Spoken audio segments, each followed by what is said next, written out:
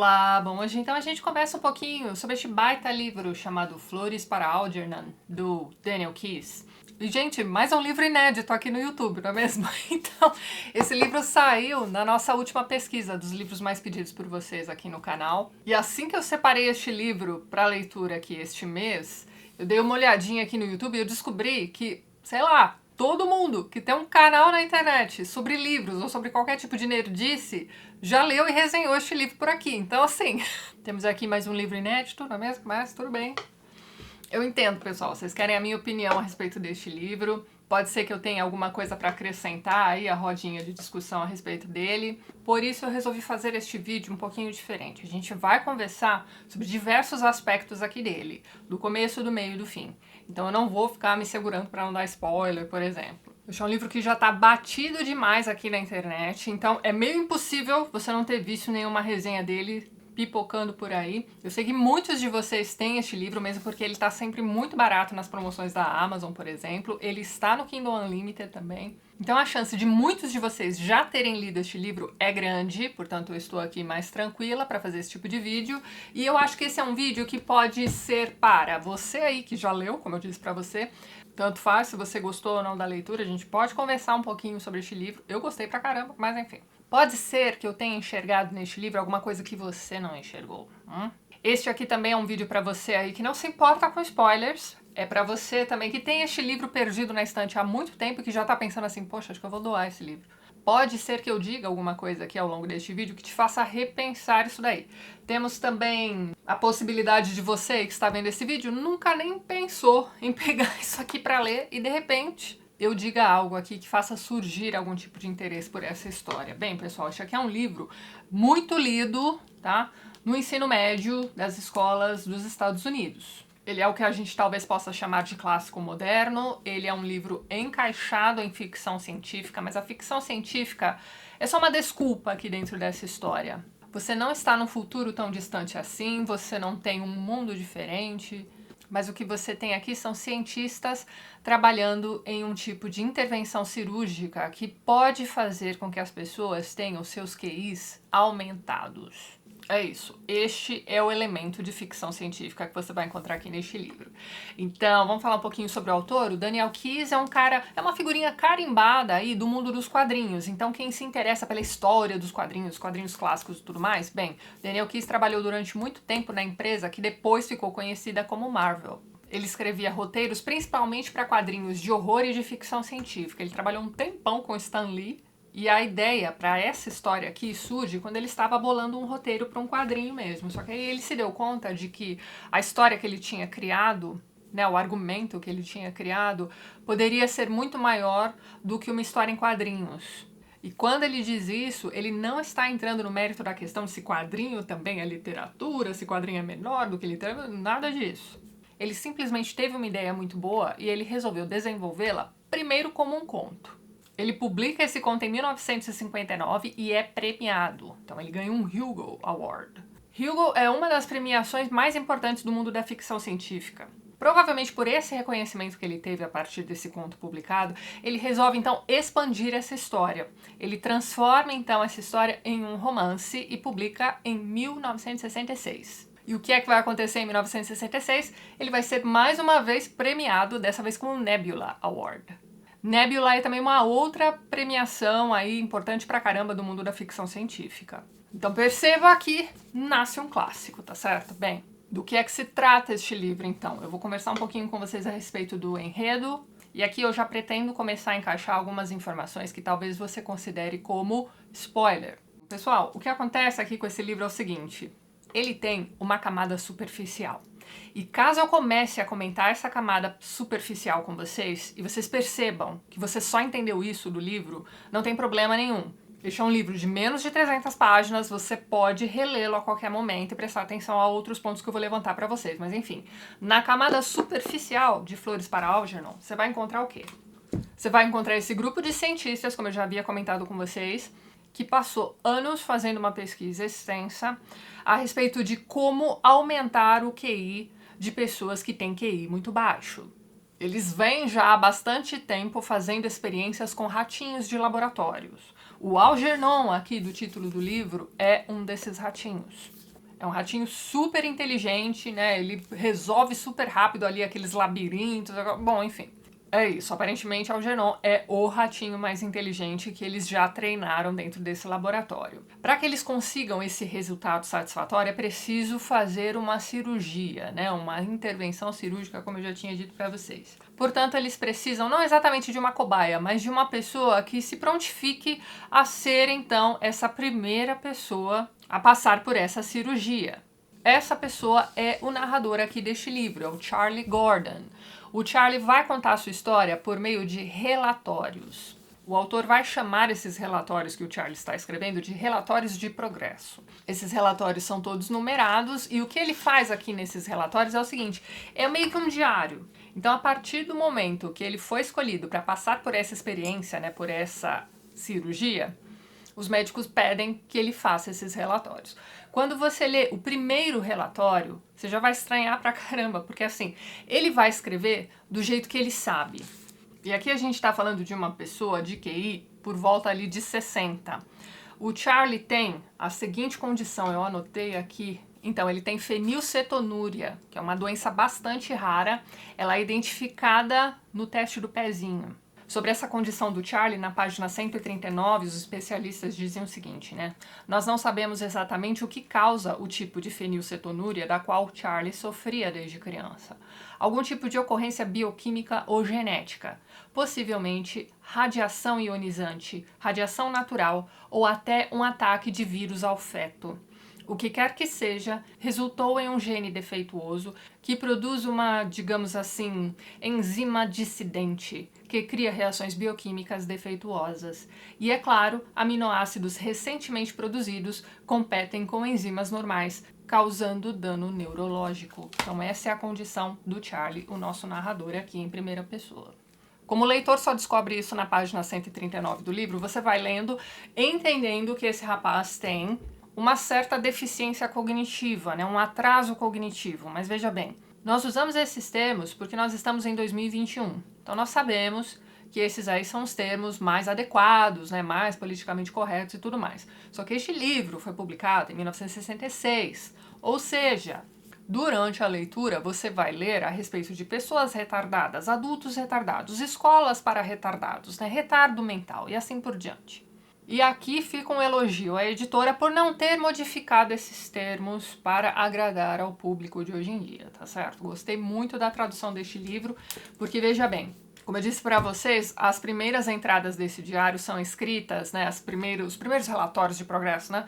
São escritos quando o Charlie ainda não passou pela cirurgia. Então ele está escrevendo, ele escreve do jeito que ele entende, não tem pontuação, não tem cuidados ortográficos, né? Então ele vai ter erro de ortografia, de gramática, de pontuação, ó.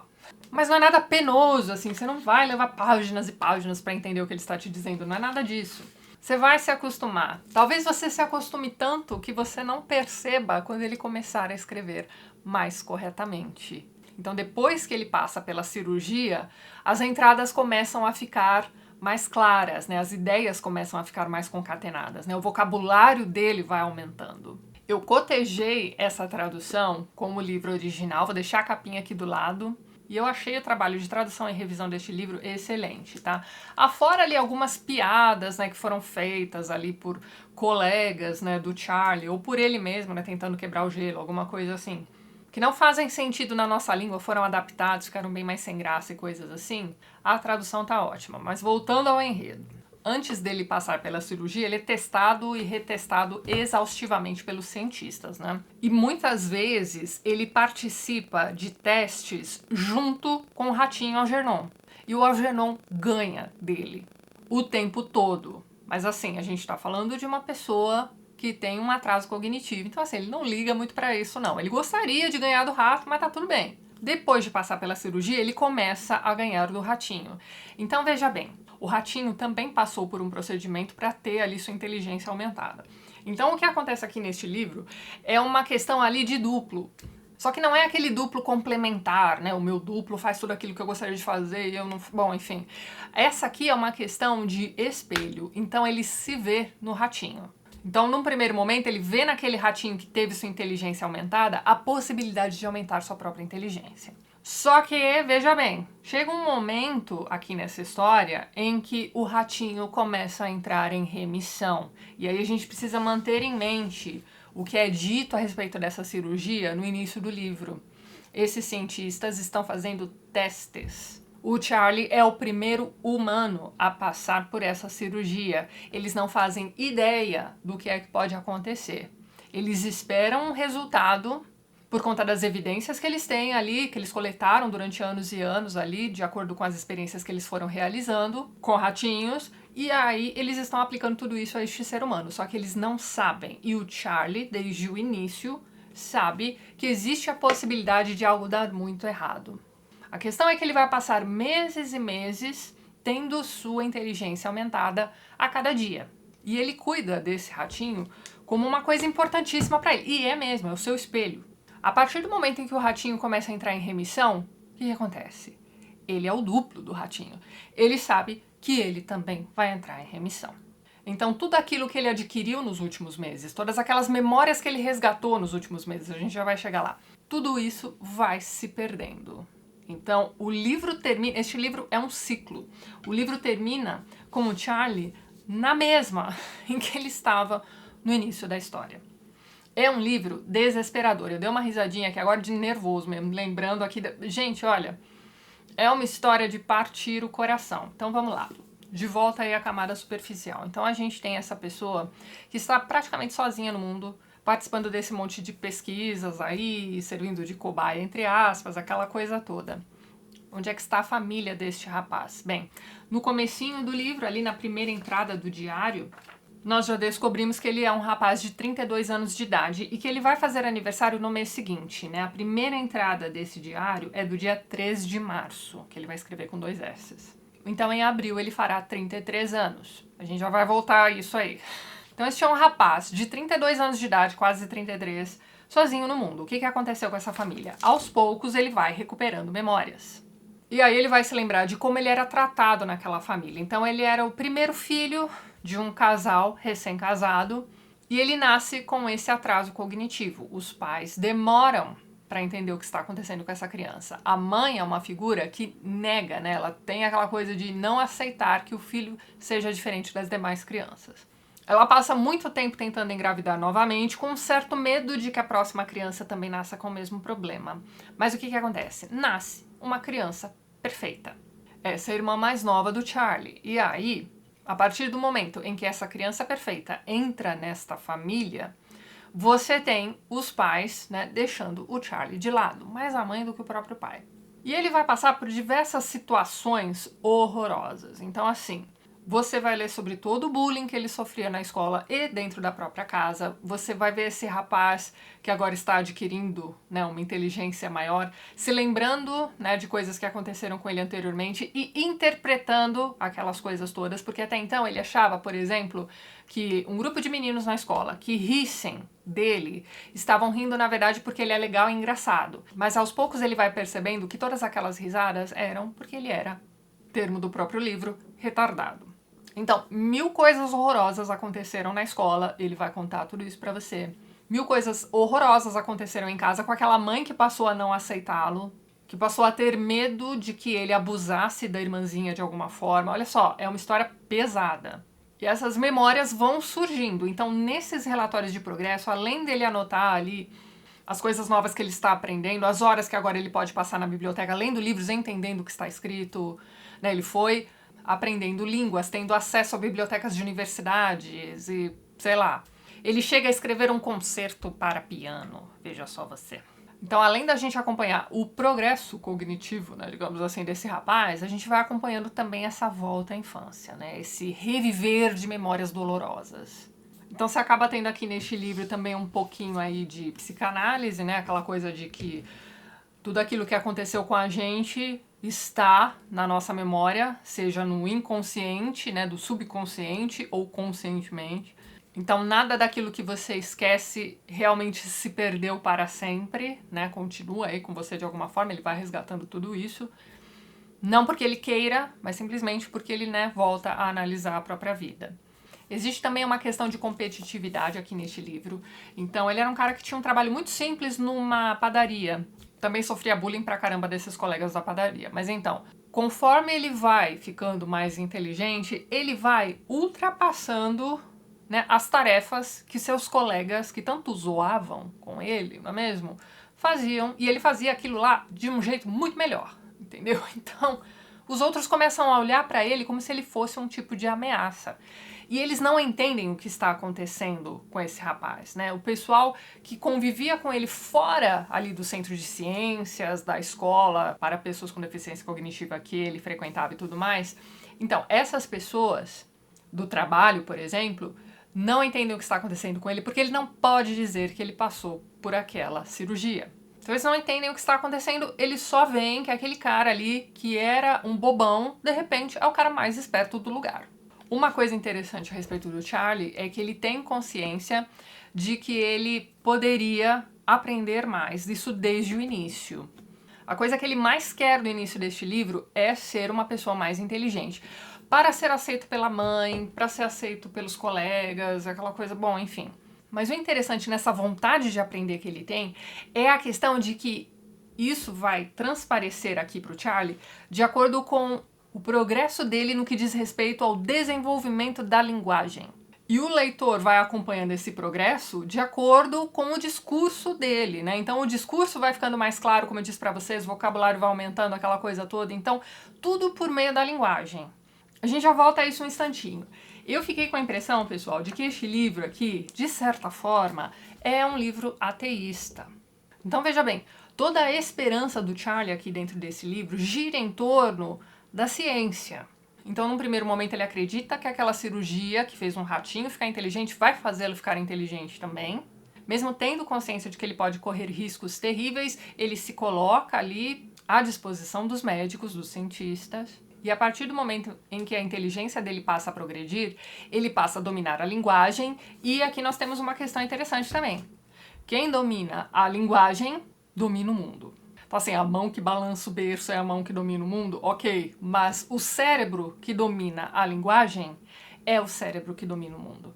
E quanto mais você domina a linguagem, mais difícil fica de ser manipulado por quem também acha que domina a linguagem.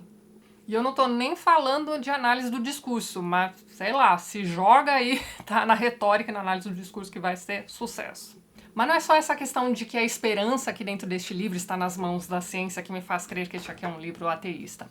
Nós temos aqui diversas referências cristãs. Então, veja bem, este aqui é um livro que começa na primavera. Primavera no hemisfério norte, hein? Este aqui é um livro que se passa em Nova York, tá? Mas então... Em 3 de março, Charlie tem 32 anos e vai fazer aniversário no mês seguinte, em abril. Ainda estamos na primavera. Ele vai fazer 33 anos. De modo que, se você não pegou essa referência, sim, Charlie é um escolhido. Ele foi escolhido por quem? Por Deus? Não, pelos médicos. E é aqui que entra um detalhe que eu vou pedir que você abra sua mente neste momento. Respire fundo. Veja bem. Conforme Charlie vai ficando mais inteligente, mas ele vai se afastando da religião. Quando ele entra em remissão, ele passa a se apegar a Deus novamente. Com isso, você aí que é religioso pode ter um choquezinho e pensar assim, poxa, então quer dizer que esse autor está me dizendo que pessoas inteligentes não são religiosas? Não é bem isso. Entenda. Aqui neste livro, pelo menos, e é aí que eu vou pedir para você relê-lo e ler com atenção, prestando atenção aí nesses pontos, para ver se você concorda comigo ou não, enfim. Não estou aqui como dona da verdade, essa aqui é apenas a minha experiência de leitura. O afastamento do Charlie da religião por conta do aumento de sua capacidade cognitiva não tem a ver exatamente com uma negação de Cristo, não é isso, uma negação da igreja... Tem a ver com o fato de que agora que ele é uma figura com o QI de 200, ele pode aprender tanta coisa, ele pode estudar tantas coisas diferentes, ele pode ler tantos livros e entender, ou enfim, ele pode fazer tantas coisas, inclusive compor um concerto para piano, que ele vai pensar cada vez menos em religião.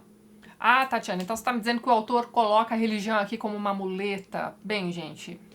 Aí eu peço mais uma vez que vocês leiam ou releiam o livro também e venham me dizer se vocês entenderam isso também. Eu fiquei com a impressão de que é isso que está acontecendo aqui neste livro. Outra coisa que vai acontecendo com ele, além desse afastamento da religião, é a questão de que quanto mais ele vai reinterpretando suas memórias, entendendo, né, redescobrindo o que aconteceu com ele, todo o bullying que ele sofria, etc. O que acontece com ele? Ele vai usando essas informações, ele vai usando essas memórias, e o agora eu entendi o que fizeram comigo, como um mecanismo de defesa. Então ele, que era aquele rapaz tão dócil do início do livro, vai se tornando cada vez mais endurecido. Passa a ser uma pessoa amarga. Então veja bem, o autor não está dizendo que pessoas inteligentes são maravilhosas, ele está dizendo que com a inteligência, com a percepção mais, não vou nem dizer pessimista, mas realista de tudo o que acontece, é possível que alguém se torne mais endurecido. Então calma, respire fundo mais uma vez, ele não está ofendendo ninguém, ele está fazendo o quê? Ele está jogando tudo isso numa história que parece que é a história de um rapaz com problemas cognitivos, mas tem muito mais. Inclusive um trabalho em torno da ideia de que ignorância é uma bênção e que a sabedoria pode ser um fardo. O que vai acontecendo com ele conforme ele vai se tornando cada vez mais sábio? Ele vai perdendo, né, o coleguismo do pessoal ali do trabalho dele, ele vai perdendo também contato com pessoas que gostam dele dentro daquele meio científico, né, dentro ali dos médicos, os professores e etc, que lidavam com ele anteriormente. Por quê? Porque ele vai ultrapassar essas pessoas em inteligência. E que entra a tal da competitividade também. Ainda pensando um pouquinho na questão religiosa, tem um momento em que uma pessoa do trabalho vai conversar com ele, quando começa a notar que ele tá ficando inteligente demais e tudo mais, né? E o Charlie precisa manter o sigilo, ele não pode contar para aquelas pessoas que ele passou por aquela cirurgia. Veja bem, a pessoa vai dizer o seguinte para ele: se você lesse a sua Bíblia, Charlie, saberia que o homem não deve saber mais do que foi dado pelo Senhor. Para começo de conversa. O fruto daquela árvore era proibido para o homem.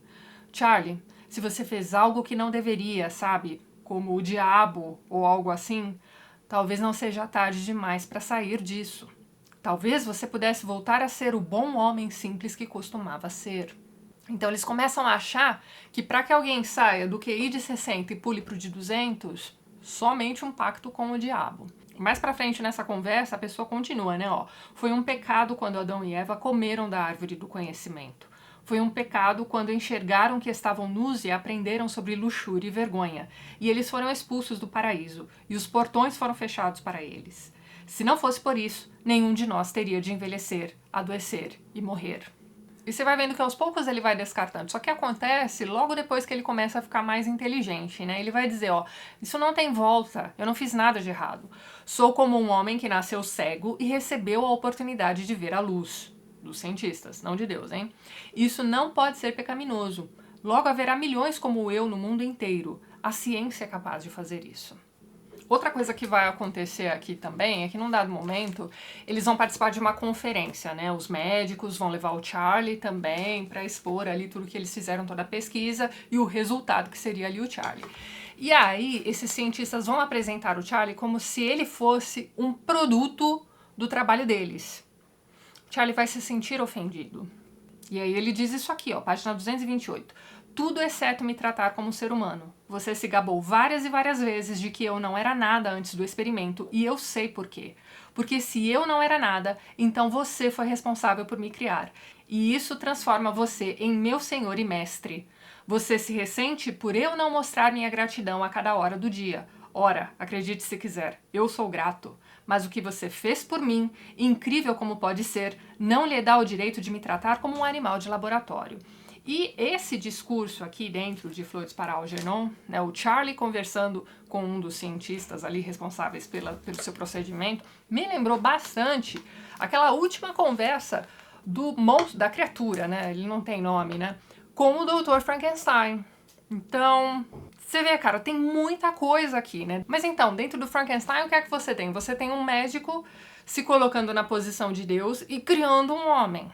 Aqui você tem um cientista se colocando na posição de Deus e dando inteligência para um ser humano desprovido de inteligência. Se isso é uma coisa boa ou não aqui dentro deste livro, é uma discussão que seria bacana você fazer aí na sua cabeça, de acordo com o que acontece com o Frankenstein e a criatura naquele outro livro também. Naquela última conversa que os dois têm, você consegue perceber no discurso da criatura que aquilo que foi feito com ele foi uma coisa boa? Aí ele continua, no mesmo parágrafo da página 228, olha só. Sou um indivíduo agora, e Charlie também era antes de sequer entrar naquele laboratório. Você parece chocado. Sim, subitamente nós descobrimos que eu sempre fui uma pessoa, inclusive antes. E isso desafia sua crença de que alguém com QI menor que 100 não merece sua consideração. Acho que quando olha para a sua consciência, isso incomoda você. Essa discussão vai longe. Chega um momento em que o doutor vai dizer o seguinte para ele: olha só, inteligência é um dos maiores presentes humanos, mas muito frequentemente a busca por conhecimento exclui a busca por amor. Porque é isso, ele adquire inteligência, né, capacidade cognitiva, aquela coisa toda, mas ele não adquire inteligência emocional. Ele não consegue se relacionar com as pessoas, ele precisa ficar testando atitudes que ele sabe que as pessoas tomariam em determinadas situações. Então o relacionamento dele com mulheres, por exemplo, é sempre na base da tentativa e erro, mas de uma figura que sabe o que precisa ser feito, mas não consegue. Porque afinal de contas, a vida dele está começando aos 33 anos de idade. O que acontece? Este é um livro que vai passar de março a novembro. Em novembro nós temos o encerramento do livro, né? O Charlie entra em remissão, né? A escrita dele volta a ser aquela escrita toda truncada, sem pontuação, com problemas e tudo mais. Num dado momento aqui da história, o ratinho Algernon vai morrer. Então, o que acontece? Qual é o choque do Charlie e do leitor quando isso acontece com o ratinho? É a gente saber que enquanto espelho, né, se isso aconteceu com o ratinho, isso vai acontecer com o Charlie também.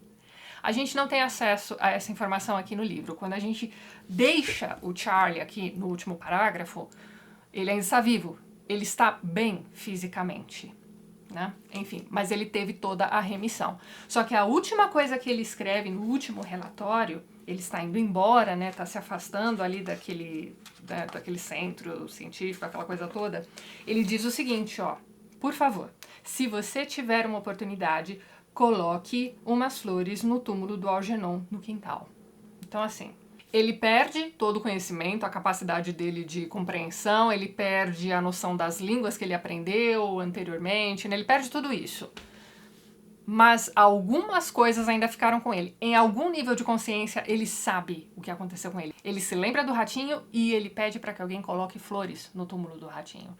Então, não é que ele volte à estaca zero. Pode ser que mais adiante, nas próximas entradas de diário, né, nos próximos capítulos que não existem, ele perca essas memórias de vez. Mas é um livro triste e pesado. E assim, ele foi escrito de um jeito bastante simples. Não é uma leitura que te pese, né? Conforme ele vai ficando mais inteligente, ele vai questionando tudo ao seu redor de uma forma bastante filosófica.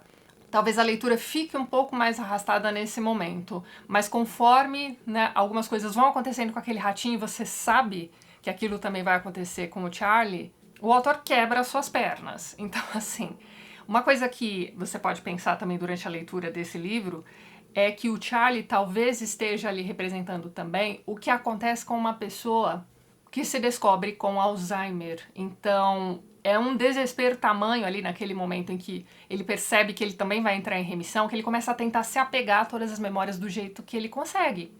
E a cada dia ele vai perdendo pontos de QI, então ele vai perdendo a capacidade de compreensão de seja lá o que for, e ele tenta se apegar àquilo.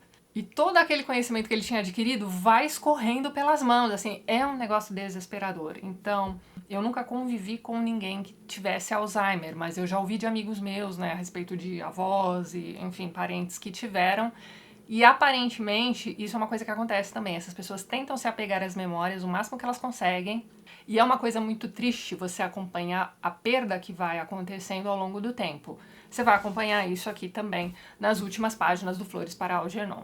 Olha, gente, é um baita livro. Como eu disse pra vocês, se vocês entenderem apenas a camada superficial já é pesado. Se você olhar com outros olhos, se você tentar entender aí o subtexto, né? Eu imagino que existam outras camadas aqui que eu não, né, enfim, não percebi também.